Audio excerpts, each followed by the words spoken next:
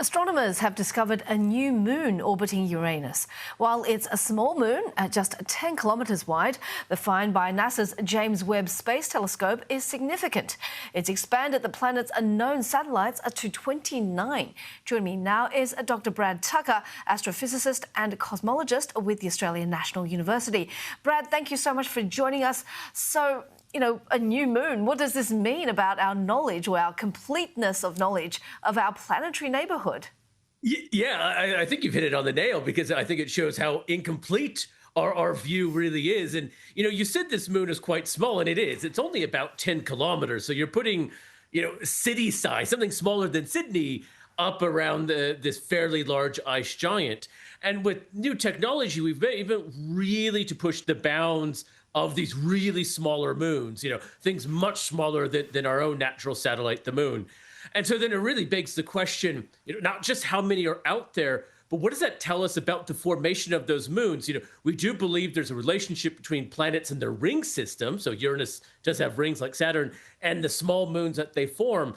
And then it also then begs the question, are we going to reach the point where, do we have to have a definition of what a moon or a natural satellite is? Kind of similar to the Pluto debate years ago. Is there going to be a bounds where we say, all right, there actually has to be some other characteristics besides just going around another body that determines a moon, and these sorts of things will help us shed light on what that meaning is. Now, two other cosmology stories I read were about a record-breaking black hole and also being able to peer into a star's innermost layers in the moment of explosion. Tell us about that. Yeah, look, so this new black hole, newly measured black hole, it's weighing in at 36 billion times the mass of our sun. Now, I know that's an absurdly large number, which kind of doesn't mean a whole lot. So, you could put 1 million Earths inside the sun.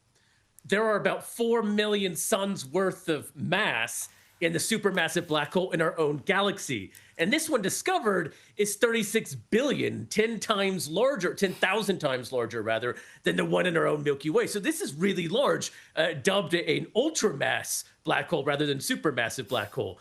And so the question becomes, A, how big can these things get? And how do they evolve? So the galaxy it's in, this is actually a relatively distant black hole at 5 billion light years.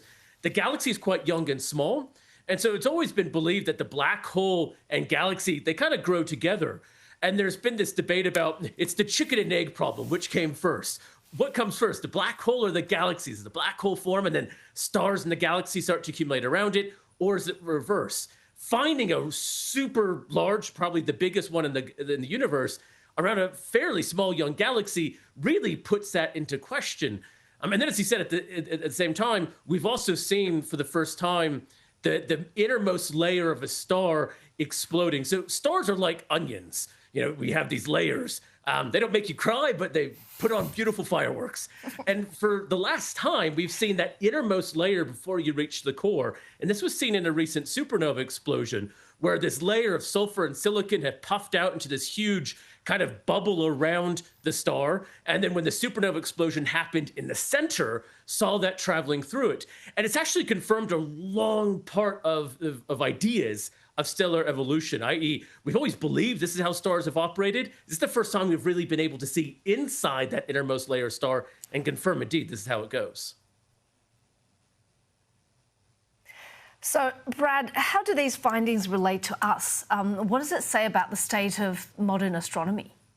Look, we're really starting to understand, not just in this case, what is the evolution going to be like of the sun, for instance? The sun is going to be too small to explode, but it is going to shed its layers. It is going to puff out its layers. So it's really going to tell us, how is that expansion going to happen? Now, eventually, this will mean in billions of years, long after you and I and everyone else is here, the sun will probably expand to swallow up Mercury and Venus, and most likely Earth and Mars.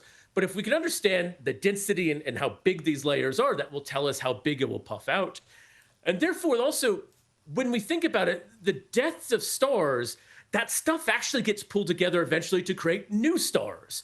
So if we kind of want to understand where we came from, we need to understand where the previous star that gave birth to us ended. It's kind of like, to understand us, we want to study our parents, right? You need to see their history and genes and those sorts of things. To understand our solar system and why we have the ingredients and ratios we do, we need to understand how the stars before us died that gave birth to it.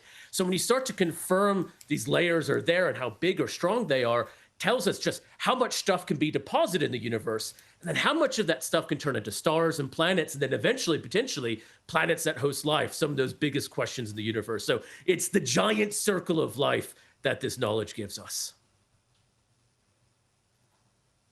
Thanks so much for your time and those nerdy insights, which we love here. Dr. Brad Tucker, cosmologist and astrophysicist at the Australian National University.